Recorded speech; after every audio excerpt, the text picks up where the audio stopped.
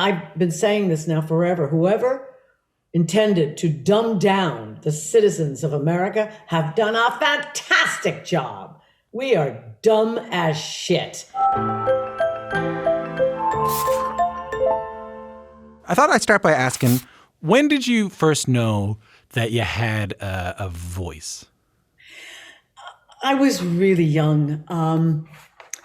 I started tap dancing at 4 years old, and I fell in love with the audience, and I never looked back.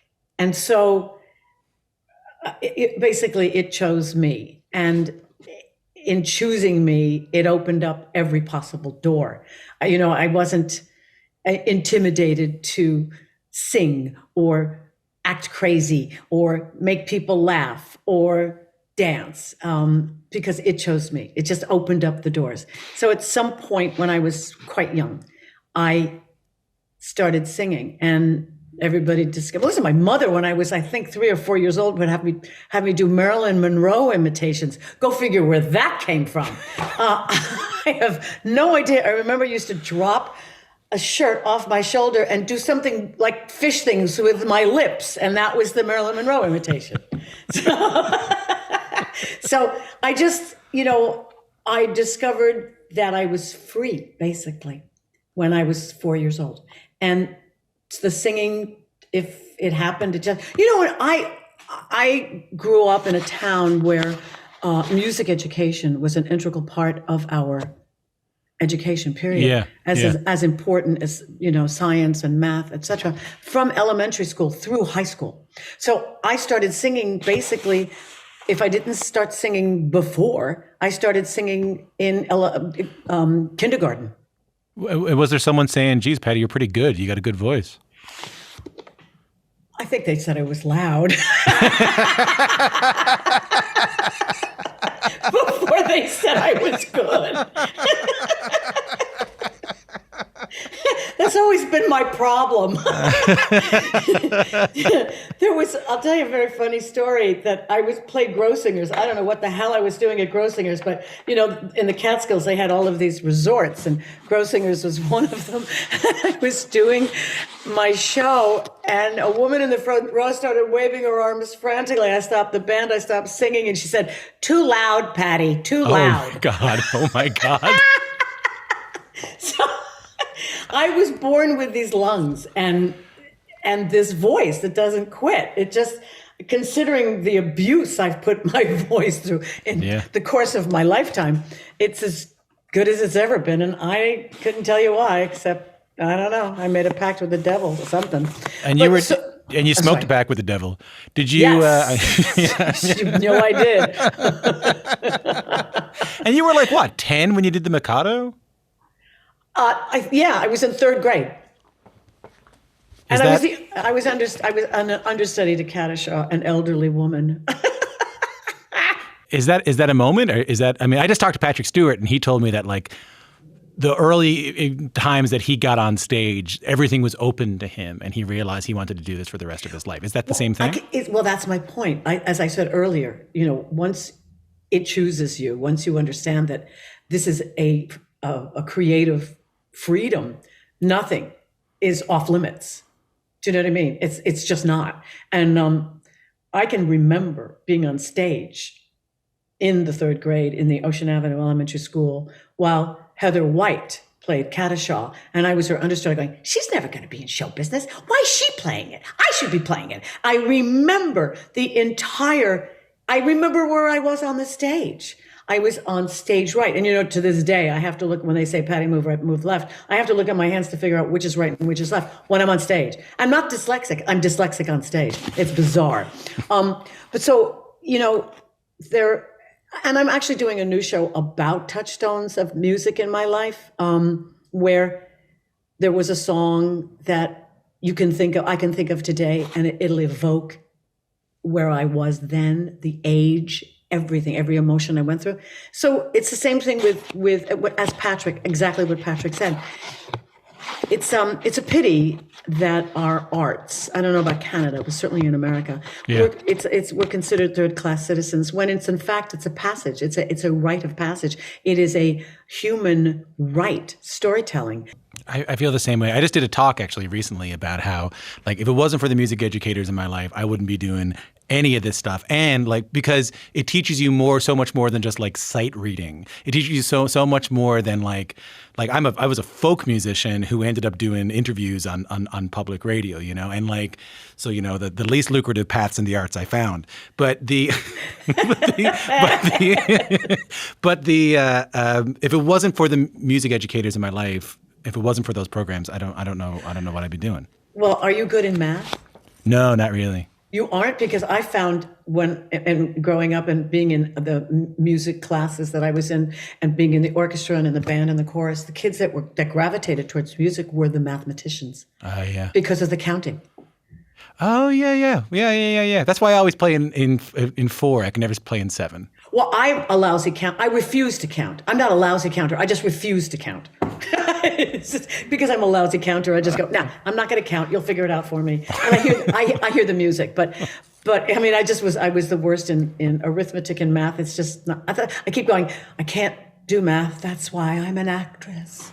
I always say I can't do math. That's why I got into the arts. I can't do math. That's why I got into the arts. Well, what are you going to do with math anyway? So for people who don't know, you landed Evita on Broadway. You played the lead, Eva Perón, the former First Lady of Argentina. You got your first Tony. I remember hanging out with people who, in the musical theater world, who used to talk about Evita like a gauntlet, because my understanding of it is that you're on stage so much. It requires so much of you in your musical ability. I mean, here I am trying to tell you, but like, how was it that early in your career taking on a role like that? It was horrible.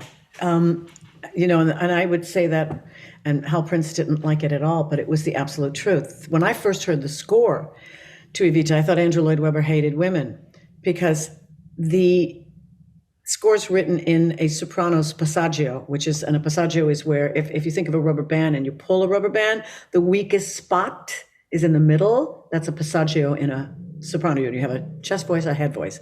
And then right in the middle is where you have to negotiate changing gears. Right where the break is. Right where the break is. And all of the high notes are written in that break.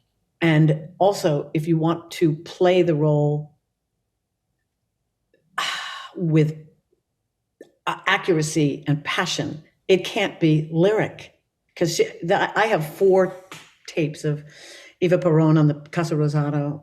You know, it was in a space of 2 years. And in 2 years, you could hear the cancer ravage her body. But in the first 2 tapes of her on the Casa Rosada giving speeches, she's like Sarah Palin or Marjorie Taylor Greene. You either like that voice or you can't. You just want to kill them because the voice is so piercing. It's horrible. That's Evita Perón. That piercing sound that mesmerized all of the descamisados. So you have to imbue that music with that energy and that tone. And that was the danger. That was the danger, because I blew out my voice so many times just going, he supports you, but he loves you, understands you, is one of you. And those notes are E, E, F, G. So, and I would go on the stage every night, and if I heard screw the middle classes, I will never accept them. That's D, D, D, E, F. And if I hit it wrong on Monday night, it affected the rest of that night, which affected Tuesday, which affected Wednesday, which affected Thursday, which affected Friday, which affected Saturday. It was trial by fire. And I wasn't about to fail. I mean, this was my test. This was my big test. And the fact that I willed my voice every single night to hit those notes, and I didn't do more damage to my voice, is shocking. And the role itself is pretty spectacular.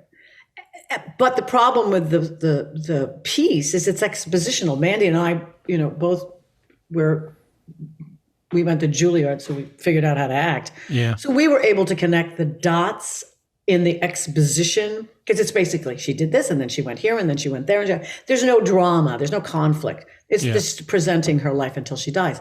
And Mandy and I were able to figure out how to create drama inside of an expositional script. And so that was great. I had no problem acting it. I had a blast acting it. I couldn't sing it. And every night I went on stage in terror, absolute terror. That's not good for the soul. It's not good for the head. It's not good for anything. But I knew it was my test. I knew that if I survived this, I could survive anything. And how did your life change afterwards? Oh, nothing.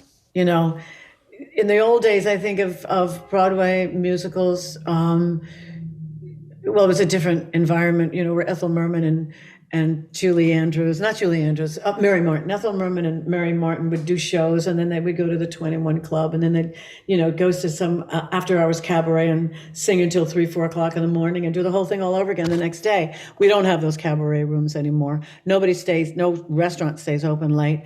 Yeah. So how are you now when you sing Don't Cry For Me? Because you do Don't Cry For Me Argentina in the show now, right? The touring show. How's that for you? It's great because people want me to sing it. People, you know, there's something about that song that touches people, whether they've seen the show or not, they know that song. And there's something in that song that Andrew wrote that really moves people. Yeah. And I know people want me to sing it. And so I am very happy to sing it for them.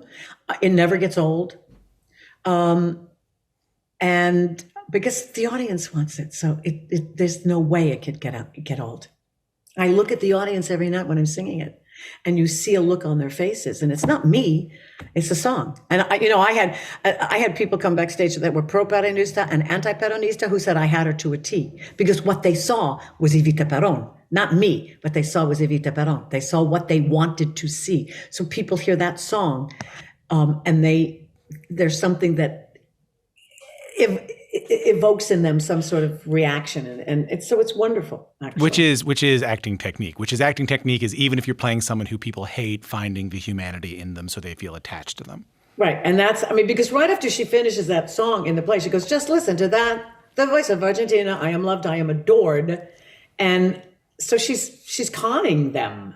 Evita's conning them, but they loved her. And of course, when she did finally die, the Argentinian people thought that they had killed her, and she had an even stronger life dead than she had alive. Yeah. They vilified her. She died. They glorified her.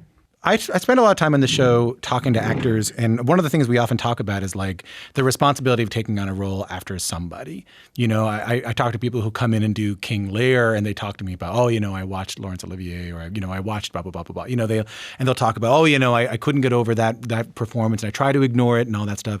It's rare that I get to talk to someone who originated something. Like it's rare to talk to someone who originated a role as big as the one in Les Mis, as Fantine in Les Mis. So for people who don't know, I mean, you originated the character of Fantine in London. It's run all over the world. It's been adapted for movies. I mean, it's one of the biggest musicals of all time. Can you talk to me about originating a role? Yeah. It's interesting because I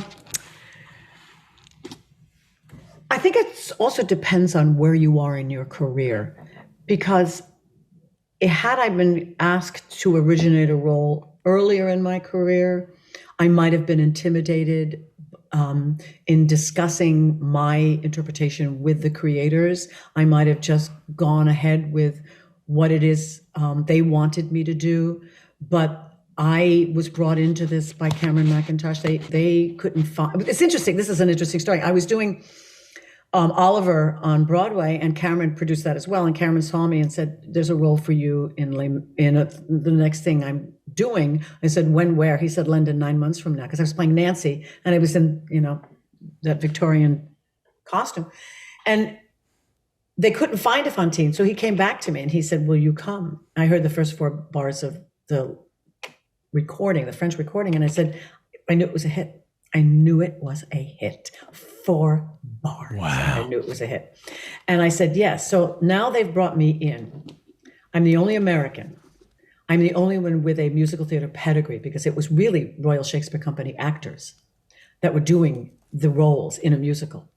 And so I'm the only one that has a Tony Award. I'm the only American. I'm the only one that understands musical theater. So I had more confidence to talk to Claude Michel and to Alain and even to Trevor and John. But what I learned was how the British actors talk to their directors. And I understood that we American actors, and I don't know about Canadian actors, but we American actors, first of all, don't have very good directors, but also don't know how to communicate what we need, what we want, what we think the character is to our directors. And I watched Roger Allam argue a point with Trevor Nunn, and I was so impressed with that. And Like it was to the point, like he was very specific, or like what was it? Oh, very, very much so. Very specific about what Trevor wanted and how Roger countered that.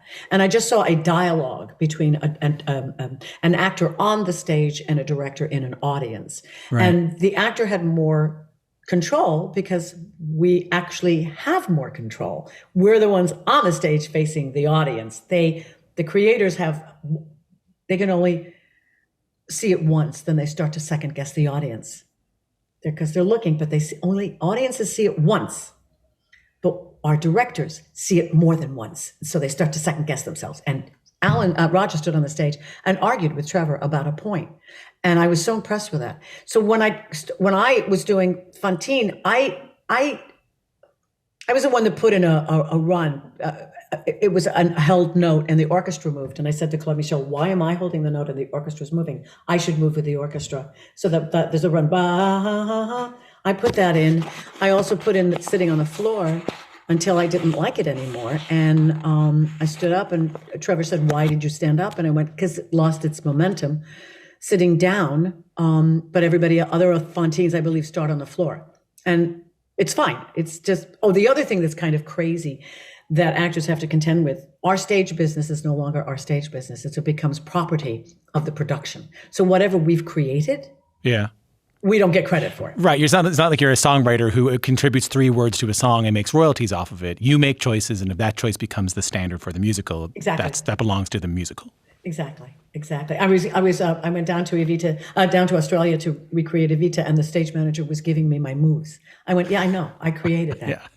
I know what I'm doing. Yeah. Right. Because my next question was going to be, when you watch other productions of Les Mis, do you see your choices? Do you see like your Fantine and other Fantines? So the answer is yes. I saw a bit of Anne Hathaway singing "I Dreamed a Dream," and I was just very upset with the director shooting down her throat, as opposed to what she was doing. And it's interesting how we've lost the technique of filming movie musicals. When you look at the old movie musicals, I think it's like West Side Story and that kind of thing. Yeah, I said a wide shot, a long shot, because they're showing the legs of the dancers. They're not doing these MTV music cuts. You know what I mean? They're not doing chest up. They're doing the entire body. So you're seeing as if, and the film, when we go to the movie theater, it's a proscenium. It just happens to be film, but you're still looking at a proscenium. So why they don't understand how to shoot a musical is beyond me. You know who I thought was the best at it was Rachel Bloom in Crazy Ex-Girlfriend. Yeah, weren't you in that? Yeah, but she understood how to shoot a musical number so that you saw the whole thing. Yeah, you want to feel like it's a play. You want to feel like it's a. You want to see the dancers' legs, that's for sure. Yeah, they're dancing. The Broadway wise, I was curious about this. So a few years ago, you announced you're taking a break from Broadway, and then pretty like not too long after that, you're offered the role of Joanne in you got a piece of paper there or something like that? Oh, I'm sorry. I'm touching it. Yeah. Oh, no problem. It's coming through pretty loud there. I'm sorry. That's it's my recipe book. I'm playing with a piece of paper. I don't know. Am I nervous? Is it Alice Waters? No, it's my recipe book. Oh, no way. You have a recipe? All my collection of recipes that I've sort of elevated the computer on. I'll put my hands on. Oh, no, you move your hands all you want. I think it was just this, like that kind of thing was happening. Yeah, that's exactly what. Yeah. I'm so sorry. I just can't believe I'm giving you stage directions. I just never thought that would ever happen in my entire life. See, I'm a director's actor. I love stage directing. I'll keep that in mind. So a few years ago, you announced you're taking a break from Broadway. Then you're offered the role of Joanne in the revival of Sondheim's musical Company. Talk me through that. You're out, and like it's like in The Godfather, you're out and then you're pulled back in. Well, what happened was I was doing war paint, and before we opened, I was diagnosed with bone on bone on my hip, and I needed a hip replacement. And I went through 10 months of war paint, having one hip that was, the femur apparently was disintegrating when I finally got the hip replacement. Show business has broken my body. Musicals have broken my body. I have 2 new hips, a new shoulder. I got to get the other shoulder done. It's extremely difficult on the body. So I gave up musicals. I was done. I've done enough. But before I gave up musicals, I saw Marianne Elliott's War Horse at Lincoln Center Theater and Curious Incident of the Dog in the Nighttime in London. And I put it out to the universe that I wanted to work with this woman. I wanted to work with Marianne Elliott. Now I have to leave war paint and have a hip replacement. And she calls. And I said, no. And then I remembered what I had put out in the universe. And I thought, if I don't say yes, she'll never ask me again. And this is the woman I wanted to work with. And I am so glad I did. She's an extraordinary visionary. She is a nurturer in the room. It's an incredibly safe space for all of us. So it makes it incredibly creative because we're allowed to fail. I mean, she's just brilliant. And I have a friendship with her now. And I just remembered what I had wanted, and honored that. I'm glad you can still do it. I mean, I know I don't mean for that to sound patronizing, but I never thought about how being musicals for your entire life, it's so physical. It takes up every single part of you. It'll break your body. You're right. It does. And I'm still built for it. I can, I'm 8 shows a week. This is what I was built to do. But it's not just on stage. You're negotiating sets and platforms and everything backstage to get on stage. Stairs. It's just crazy. Somebody wants me. Who's that? That's the door. The doorman downstairs is saying either someone's coming up or who knows, it stopped. One time I was talking to Anne Murray and she got a mattress delivered in the middle of her interview. Oh, I wish I had a mattress with some caviar. Hey, I wanted to ask you about Sondheim.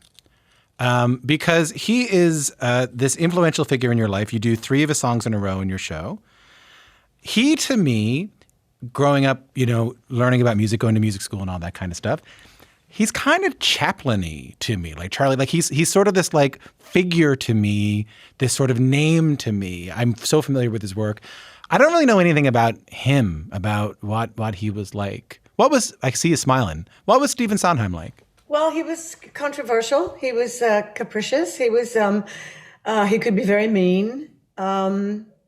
He could be very loving. But I think ultimately what he was deeply, deeply emotional, and deeply, deeply in love with musical theater, with people. I think he was insecure.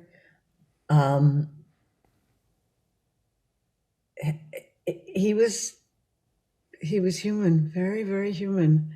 And, and I got to know him socially after I sort of knew him a bit professionally, where the first time I actually auditioned for him, it was for the replacement of Dot in Sunday in the Park. And he came down stage and went, I don't want any belting. And I went, I haven't even opened my mouth and I was already intimidated. I did not get the part. Marianne Plunkett got it. I saw him socially, and I preferred actually seeing him socially than working with him. And the first time I worked with him, he was very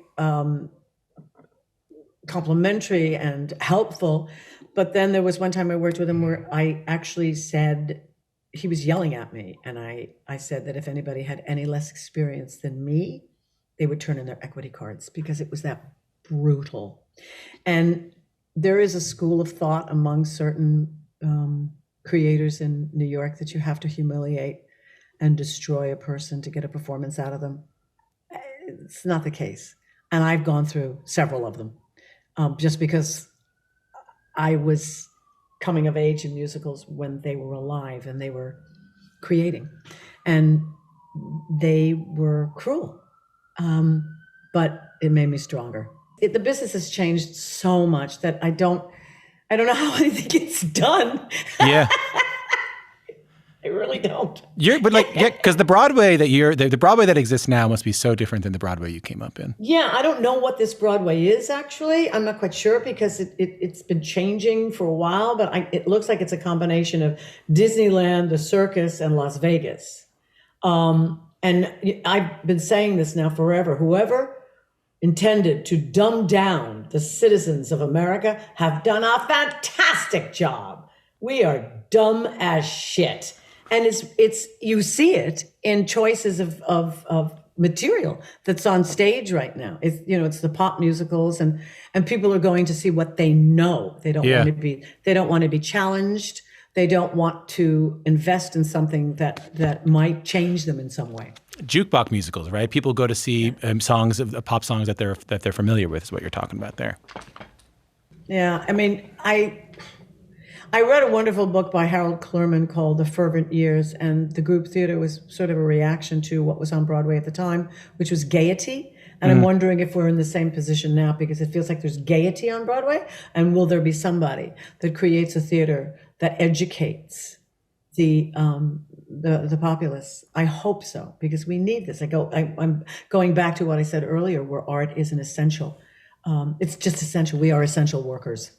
I tell you, I went to see a good show a little while ago. It's called Kimberly Akimbo. Did you see that on Broadway? Wasn't that wonderful? And it was, you know what, listen, I don't have a horse in this race, but I did say to the person I went with, I said, it's nice to see an original story. It was nice to see a story I had never heard before and hear songs I had never heard before. Right. Exactly right.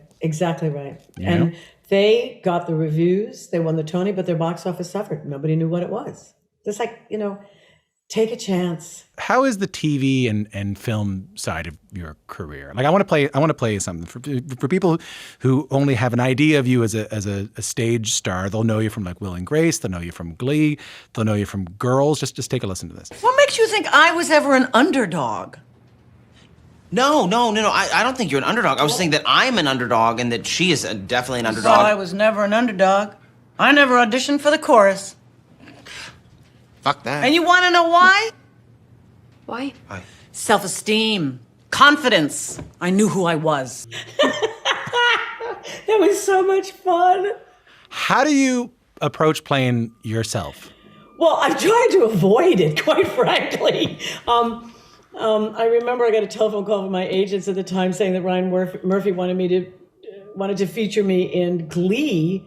And I went, stop, I'm still a working actor. I don't want to Patti LuPone me out of the business. I'm not Cher, I'm not Madonna, I'm not Britney Spears. I'm still a working actor. So I'm trying to avoid it. But Girls is pretty unique, and Lena Dunham is so talented. And it was a blast. It was a blast to do. I had a ball. I guess, I just set myself up. What do you mean? You sent yourself up? Yeah, just made fun of me. Just of like, or, they wrote that. So I just said what they wrote. I just spoke the words that they wrote. It's like there's a public perception of Patti LuPone and then there's actual Patti LuPone. Right. Yes, absolutely true. Right. Yeah, you feel that? Yeah, always. And I've always said that I am scared to death in my life, but I'm fearless on stage. And so people see me in a public environment. They don't see me at home cowering because it's dark. Fussing with my cookbooks. I'm still scared of the inside dark. I think the boogeyman lives under the bed. Isn't that funny that someone like you would get up on stage in front of strangers every single night for your entire life? And still be scared, right? Yeah. Well, that someone who would have fear inside of them would want to get up on stage in front of all these people. That's very interesting to me. Well, I mean, in the shows, in the concerts, I am me, and that took a lot of learning and I think I learned more in cabaret than I ever learned at Juilliard, because you are presenting you are presenting your persona to an audience without a mask. But in theater or in film, whatever, we're playing characters. So we are basically hiding behind a mask, or we're imbuing a character that is not us. So when I was doing Evita and I did this cabaret act on Saturday nights for 27 weeks, that's when I learned a lot about how to present in musical theater. Because it was a very small environment, 500 seats, and the audience was on top of me, and it was a question of really look them in the eye, tell them the story in the song. And so I learned quite a bit there. I'm not two different people. I just have two different jobs. One is me, and the other is my career, my acting ability, my singing ability, my storytelling. That's what it is. One is me, and one is my storytelling. I love that. I got two questions for you, and you've been really generous with your time. I got two questions before we go. One is, you've been on Broadway 50 years. In that time, as you mentioned, there's been a lot of change. What was the line you used? It's like Marvel and what did you say? Like it was like Disneyland, the circus, and Las Vegas. That's what it feels like now. If you could snap your fingers and change one thing about Broadway right now, what would it be? To make it affordable for people, for everybody to come and see. Drop the ticket prices to practically nothing. Make it a popular sport, not an elite sport. Was it ever? Like when you were starting out, was it something that the average person could go to? Yeah, sure. And they have twofers, but I remember when they raised the ticket prices in Evita, the highest ticket price was $35. Right. And we thought, they raised the ticket price and we were horrified. But now it's ridiculous. It's insane. And there's too many people involved. There's ticket masters and what do you call those guys? There's, I don't know, there's brokers, brokers and scalpers. So they'll buy blocks of tickets and sell you if you want to. And there's premium seats. Excuse my language. Premium seats. What? And people will pay for premium seats. It's the same seat. It's not better because it has a cushion on it. It's the same seat. And why, if you pay premium, you're pushing the ticket prices up. It's crazy.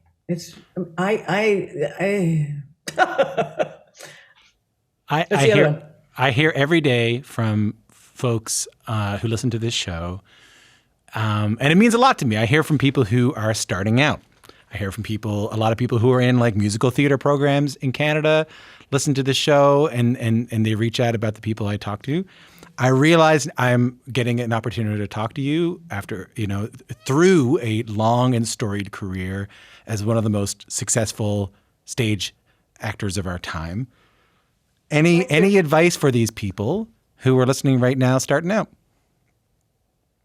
Well, I would say study the craft, continue to study to know the history of what you're doing and to know everything about it, and also physically study everything because there's so much talent out there right now in shitty productions, I might add. I see so much bad theater, but I look at the stage going, oh my God, the talent on that stage.